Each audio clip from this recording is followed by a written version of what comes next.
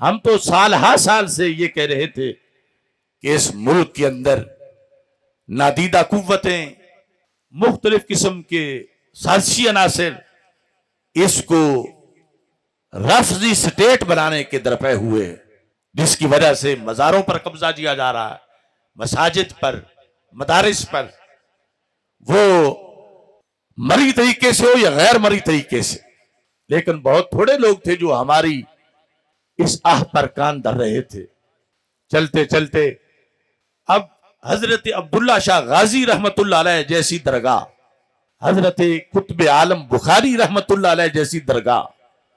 حضرت غیب شاہ بخاری رحمت اللہ علیہ جیسی درگاہ، وہ سندھ حکومت نے اس کی روافظ پر مشتمل کمیٹیاں بنا دی۔ صدیوں سے جو اہل سنت کے مراکز ہیں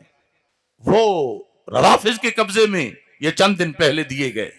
اور پنجاب میں بھی یہ کوششیں جاری ہیں، یعنی کہیں تو سجادہ نشینی خرید لیے گئے ہیں، وہاں تو اب اور قبضے کی کیا ضرورت ہوگی، اور کہیں اس انداز میں کہ ایسی سرکاری کمیٹیاں بنائی جا رہی ہیں کہ جس کے بعد وہاں پر جو مذہبی تشخص ہے ان جگہوں کا وہ بدل دیا جائے گا معاذ اللہ، اور بہت سی جگہوں پہ بدلا گیا ہے۔ آج اس سلسلہ میں سنی ایکشن کمیٹی کراچی کا بھی اجلاس ہوا، اور ہم بھی اپنی طرف سے یہ آواز بلند کر رہے ہیں کہ ایسی تمام درگاہیں جو کہ اہل سنت و جماعت کے انتظام میں ہیں، اور اہل سنت و جماعت ہمارے بزرگوں کی ہیں، وہ مراکز اور وہ دربار سنی علماء و مشائخ کے ہیں،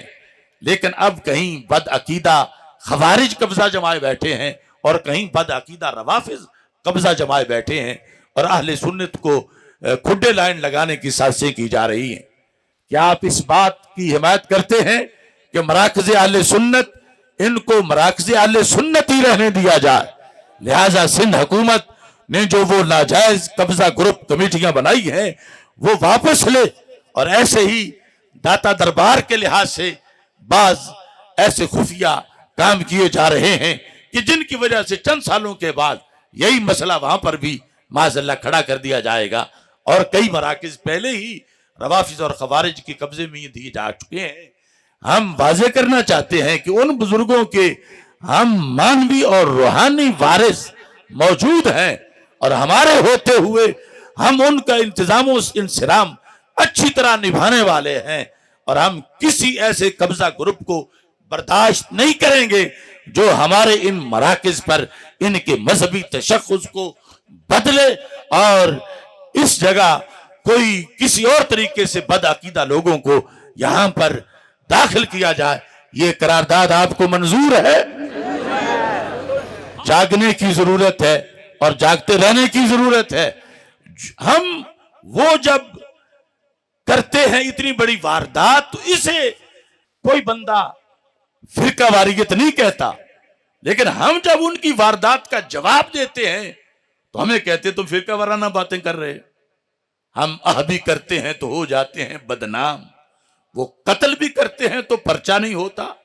یعنی اس قدر اہل سنت کے ساتھ سوتیلی ماں والا سلوک کیا جا رہا ہے، اور اس کا دیگر ظالموں نے تو ظلم کرنا ہی ہے، لیکن جو مظلوم ہے کم از کم وہ بھی تو جاگیں اور جاگتے رہیں، اور اس آواز کو مضبوط کریں کہ جو اس قسم کی وارداتوں کا پردہ چاک کرنے والی ہے، اور اس قسم کے جو قبضہ گروپ ہیں ان سے اپنی اصل میراث کو واپس لینے والی ہے۔ اس بنیاد پر آپ سارے حضرات کے لیے اس مرکز اہل سنت و جماعت سے فکر رضا کا یہ پیغام ہے کہ